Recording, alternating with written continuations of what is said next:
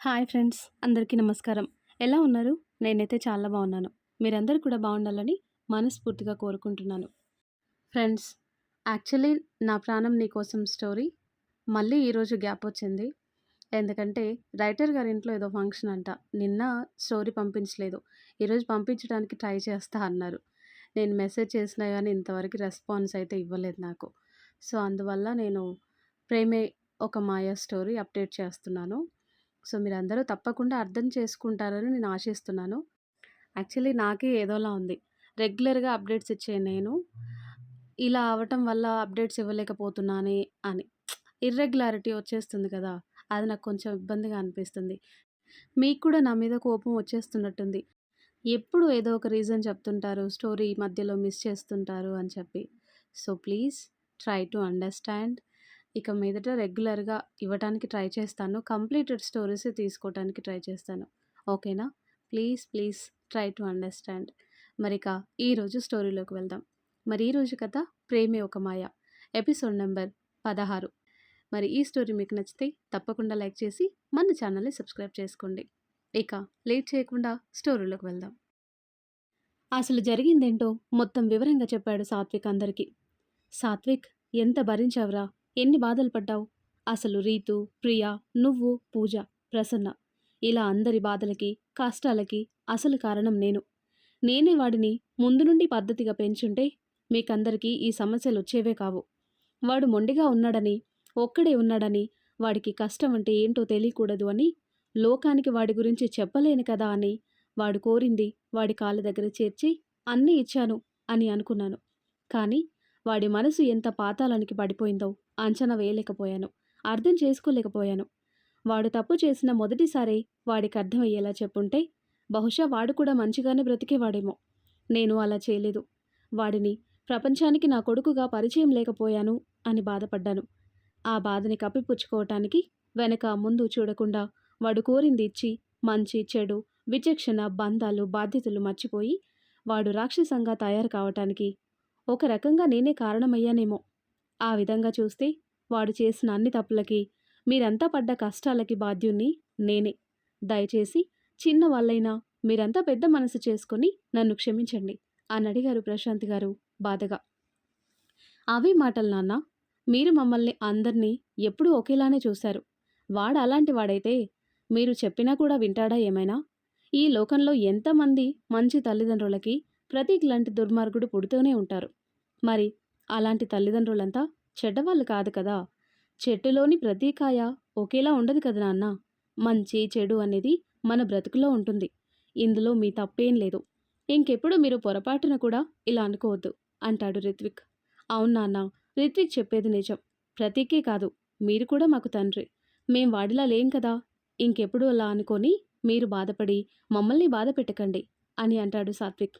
చాలురా, మీలాంటి బిడ్డలున్న ఏ తండ్రి అయినా అదృష్టవంతుడే అని కాస్త ఎమోషన్ అవుతూ అంటుంటే ప్రశాంత్ గారికి చెరోవైపు చేరారు రిత్విక్, సాత్విక్ ఇద్దరు. మరి నేను అని అడిగింది మానస. వీళ్ళు నా కొడుకులు మాత్రమే తల్లి, కానీ నువ్వు నా ఆరో ప్రాణానివి, ఇలారా అని పిలిచారు ప్రశాంత్ గారు మానసని కూడా. మానస ప్రశాంత్ గారిని సైడ్ నుండి హక్ చేసుకుంది, రీతుని పక్కకి తోసి. ఏయ్ రాక్షసి, ఏం చేస్తున్నావు? మా నాన్న పక్కన కూడా నాకు ప్లేస్ ఇవ్వవా అంటాడు రిత్విక్ ఒకంత జెలస్గా. ఇవ్వన్రా, ఇప్పుడే కాదు ఎప్పటికీ. పో, పోయి మీ అమ్మ వెనక నీ పెళ్ళం వెనక వెళ్ళు. వాళ్ళే నీకు సపోర్టు, మేం కాదు అని నవ్వుతుంది మానస. ఏంటే, ఏమోలే చిన్నపిల్లవని ఊరికే ఉంటే నా కొడుకునే అంటావా?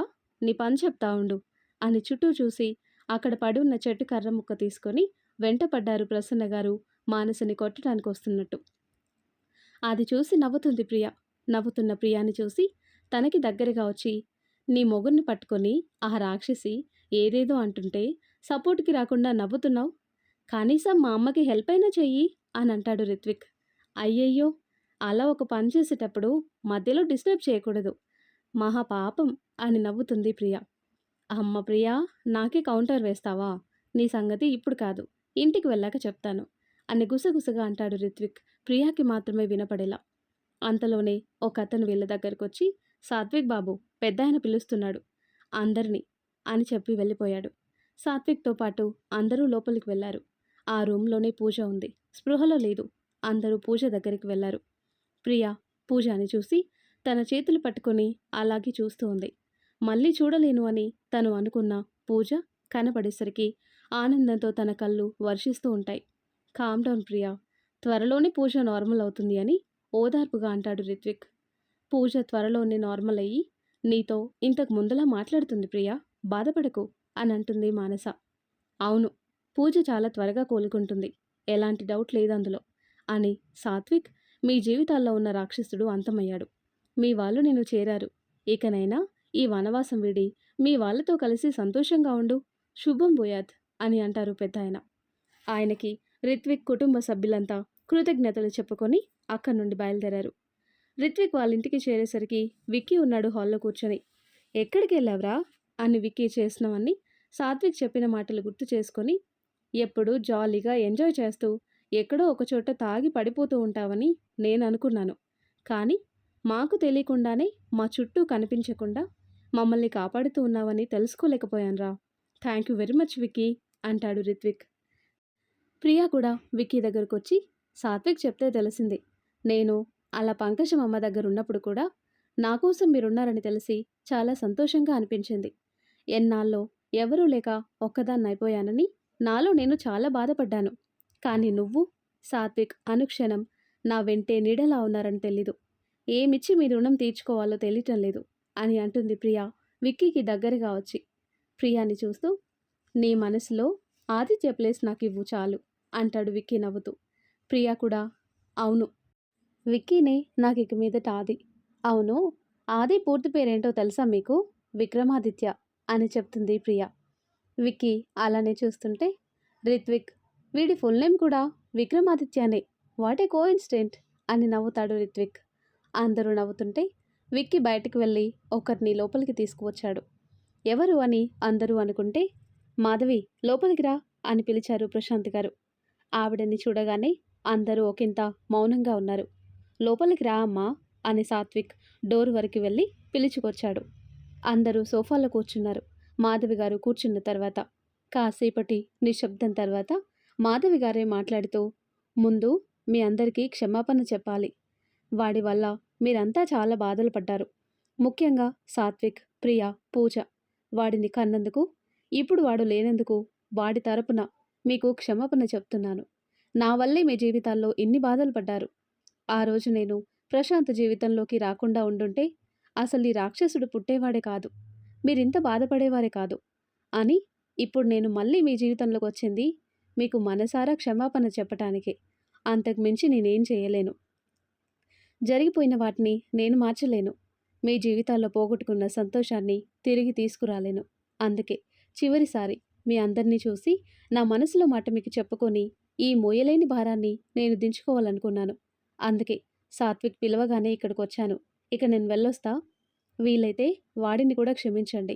ఏ లోకాన ఉన్నా కనీసం వాడి ఆత్మకైనా శాంతి కలుగుతుంది అని మాధవి గారు బయటికి వెళ్ళటానికి పైకి లేచారు. ఒక్క నిమిషం అక్క అని ప్రసన్న గారు మాధవి గారిని ఆపి ప్రతీక్ని కన్నందుకు క్షమాపణ చెప్పారు, బావుంది. కానీ వాడి నుండి కాపాడినవాడు కూడా నువ్వు కన్నవాడే కదా.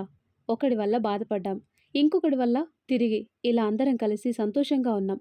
ప్రశాంత్ జీవితంలోకి నువ్వు రావటం వల్లే ఇదంతా జరగలేదక్కా. మీ ఇద్దరి జీవితాల్లోకి వచ్చింది నేను. అసలు నేను అనేదాన్ని ప్రశాంత్ లైఫ్లోకి రాకుండా ఉండుంటే మీ జీవితాలు హ్యాపీగా ఉండేవి. ప్రతీక్ తనకి మీకు ఐడెంటిటీ లేదు, ఫలానా అని చెప్పుకోలేకపోయాడు తన చిన్నతనం నుండి. మరి అలాంటి వాడికి తన తోబుట్టువుని చూసి నాకు లేనివన్నీ వాళ్లకున్నాయి అని తనకి తెలియకుండానే సాత్విక్ రిత్విక్ల పట్ల దేశాన్ని పెంచుకున్నాడు. ఒకవేళ తను కూడా వీళ్ళలానే పెరిగితే అలా ఉండేవాడు కాదేమో. అయినా సరే ప్రతీక్ వల్ల జరిగింది మనం మార్చలేం. కానీ ఇకపై మన జీవితాలు ఎలా ఉండాలో మన చేతుల్లోనే ఉంది కదా అంటారు ప్రసన్న గారు.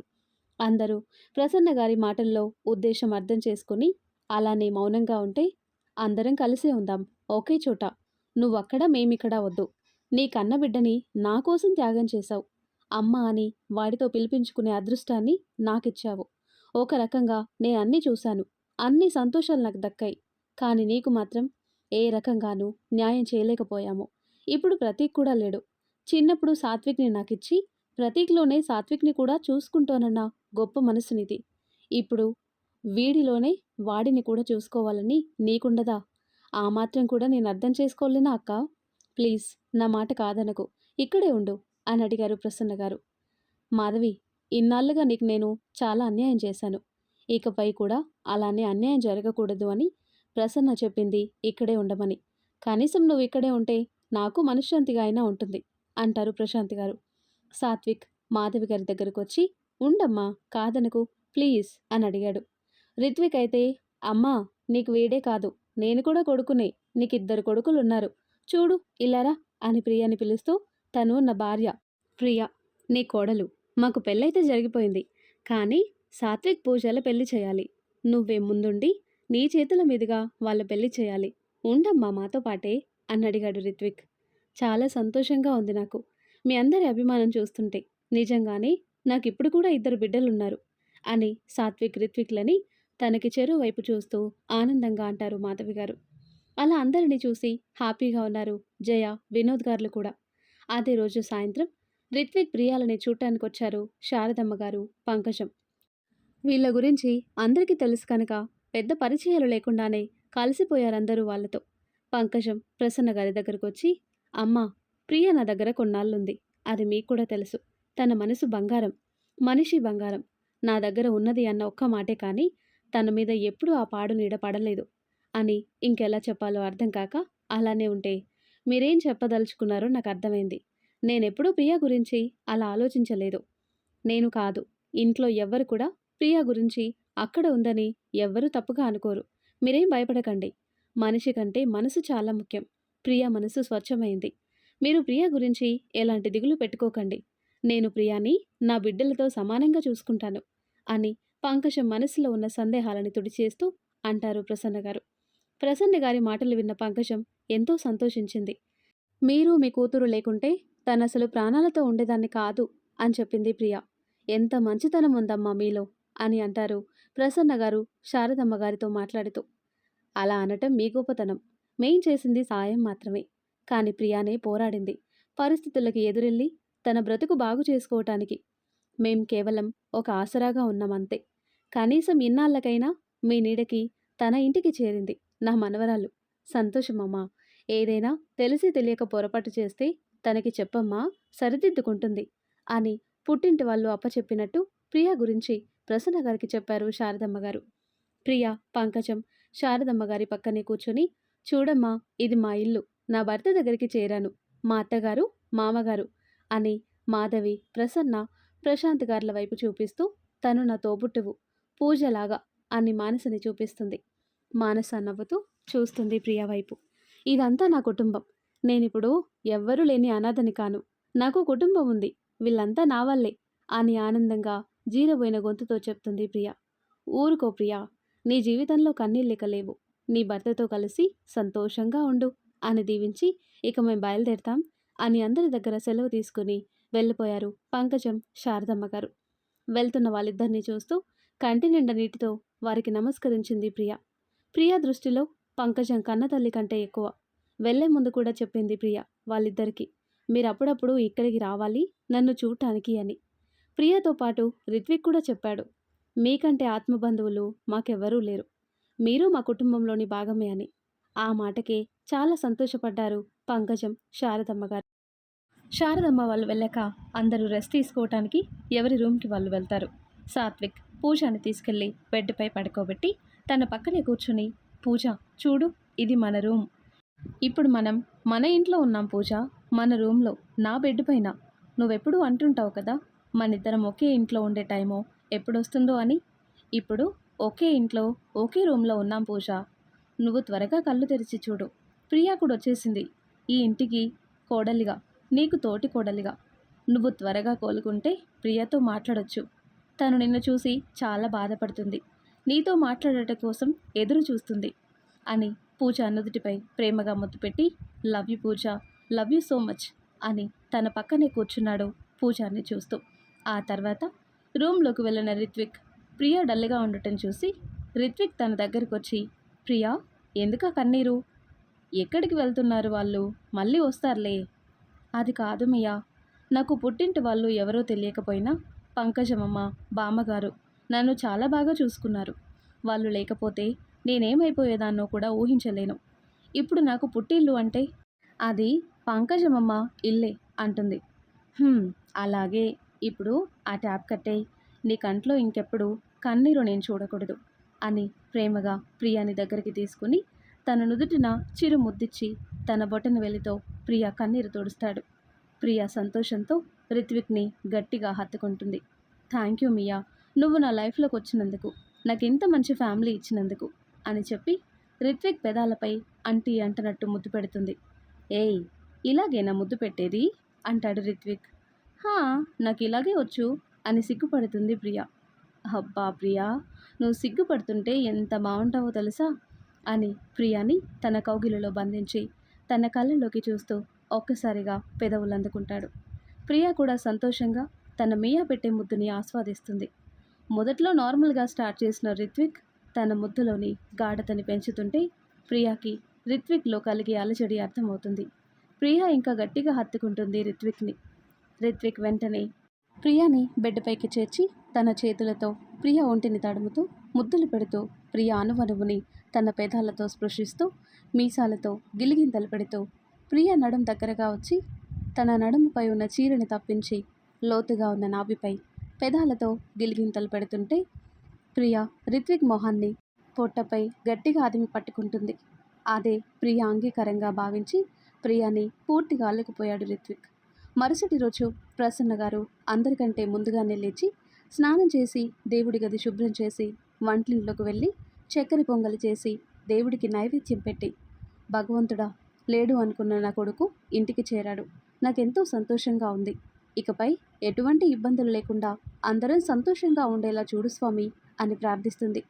దేవుడికి హారతిచ్చి బయటికి వచ్చేసరికి మాధవి గారు కూడా స్నానం చేసి బయటికి వస్తారు. "రాక హారతి తీసుకో" అంటుంది ప్రసన్న. అలాగే అని మాధవ్ గారు హారతి తీసుకుంటుంది. "ప్రసన్న, నేను రావటం వల్ల నీకేమీ ఇబ్బంది లేదుగా?" అంటే ఎలా చెప్పాలో నాకు అర్థం కావటం లేదు. ఇన్ని సంవత్సరాలుగా నేనెప్పుడూ ప్రశాంత్ని అడగలేదు, నీతో పాటు నేను ఉంటాను అని. ఆయనకి నువ్వంటే చాలా ఇష్టం. అందుకే నా వల్ల నువ్వు బాధపడకూడదు అని నన్ను దూరంగానే ఉంచారు. నేనెప్పుడు బాధపడలేదు ఆయనకి నేను దూరంగా ఉన్నాను అని. కానీ ఇప్పుడు ఒకే ఇంట్లో అందరం ఉంటున్నాం. ఒక విధంగా నాకు చాలా సంతోషంగా ఉంది. ఇన్ని రోజులు ఒంటరిగా ఉన్న నాకు ఒక పూర్తి కుటుంబం ఉంది. కానీ నా వల్ల నువ్వు బాధపడితే నేను తట్టుకోలేను. నువ్వు బాధపడితే ఆయన కూడా తట్టుకోలేరు. అందుకే నేను వెళ్ళిపోతాను. నా వల్ల ఎటువంటి ఇబ్బంది ఉండకూడదు" అంటుంది మాధవి. "అక్క, నువ్వు అలా ఎప్పుడూ అనుకోవద్దు. ఇన్ని రోజులు ఎవ్వరు లేని దానిలా ఉన్నావు. కానీ ఇక మీదట అలా కాదు. నీకు మేమందరము ఉన్నాం. నువ్వు ఇక్కడ ఉండటం వల్ల నాకు ఎటువంటి ఇబ్బంది లేదు. ఇంకెప్పుడు నువ్వు అలా ఆలోచించకక్క. నువ్వెక్కడికి వెళ్ళొద్దు. ఇక్కడే ఉండాలి. అందరం హ్యాపీగా ఉండాలి. పూజ నార్మల్ అయితే సాత్విక్ పూజాల పెళ్ళి నీ చేతుల మీద జరిపించాలి. నువ్వు ఇంకేం మాట్లాడకు, సరేనా? అందరం కలిసి ఈరోజు గుడికి వెళ్ళొద్దాం. పూజ త్వరగా కోలుకోవటానికి ఏదైనా హోమం లేక పరిహారం ఉంటే స్వామీజీని అడిగి చేపిద్దాం. పూజ త్వరగా కోలుకుంటే సాత్విక్ చాలా సంతోషిస్తాడు. సరేనా అక్క?" "హా, అలాగే ప్రసన్న, వెళ్దాం. పిల్లలు సంతోషంగా ఉంటే మనకి ఇంకేం కావాలి? తప్పకుండా వెళ్దాం." "సరే అక్క, నేను వెళ్ళి అందరినీ లేపుతాను" అంటుంది ప్రసన్న. "సరే ప్రసన్న" అని మాధవి కాఫీ పెట్టే పనిలో పడింది. ప్రసన్న గారు వెళ్ళి ప్రశాంత్ గారిని లేపుతుంది. "ఏమండి, లేండి, అందరం కలిసి గుడికి వెళ్ళొద్దాం." "ఈరోజు ఏముంది ప్రసన్న?" "ఏం లేదండి, చాలా రోజుల తర్వాత అందరం సంతోషంగా ఉన్నాం కదా. అలాగే పూజ కూడా త్వరగా కోలుకోవాలని మొక్కుకొనొద్దాం. పూజకి కూడా అలాంటి ప్లేసెస్కి వెళ్తే ఏమైనా చేంజ్ రావచ్చు" అంటుంది ప్రసన్న. "అలాగే ప్రసన్న, వెళ్దాం" అంటాడు. "వెళ్దాం అంటే కాదు, లేండి, త్వరగా లేచి రెడీ కండి" అని టవల్ చేతికిచ్చి వాష్రూమ్కి పంపిస్తుంది. ఆ తర్వాత ప్రసన్న రిత్విక్ వాళ్ళ రూమ్ దగ్గరగా వెళ్ళి "ప్రియా, ప్రియా" అని పిలిచేసరికి ఒక్కసారిగా ఉలిక్కిపడి లేచింది ప్రియ. "అమ్మో, ఇంతసేపు పడుకున్నానేంటి? ఇప్పుడు ఆంటీకి ఫేస్ ఎలా చూపించాలి" అని పక్కకి చూస్తే రిత్విక్ ఆదమరిచి నిద్రపోతున్నాడు. తన మియాను ఒకసారి మురిపెంగా చూసుకుని, "మియా, మియా, ఆంటీ పిలుస్తున్నారు, లెగు." "ఇంకాసేపు పడుకుంటా ప్రియా, నువ్వెళ్ళు" అని నిద్రమత్తులో చెప్తాడు రిత్విక్. "అబ్బా మియా, చూడు, నువ్వు చేసిన పనికి నా అవతారం ఎలా ఉందో. ఇలా అంటే ముందుకు వెళ్ళలేను. ప్లీజ్ మియా, నువ్వు వెళ్ళు తొందరగా, బాగోదు మళ్ళీ అంటుంది.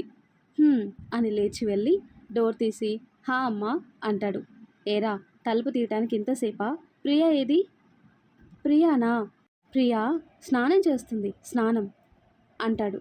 అవునా, సరే, మీ ఇద్దరు త్వరగా రెడీ కండి, అందరం గుడికి వెళ్దాం. సరే మా, 10 మినిట్స్లో రెడీ అయ్యి వస్తాం. సరే నాన్న, తొందరగా రండి అని ప్రసన్న గారు వెళ్ళిపోయారు. మరి ఆ తర్వాత ఏం జరుగుతుందో నెక్స్ట్ వీడియోలో తెలుసుకుందాం. ఎంతో ఇంట్రెస్టింగ్గా ఉండే ఈ స్టోరీ నెక్స్ట్ పార్ట్స్ కోసం ఈ వీడియో లైక్ చేసి మన ఛానల్ని తప్పకుండా సబ్స్క్రైబ్ చేయండి. Thanks for watching.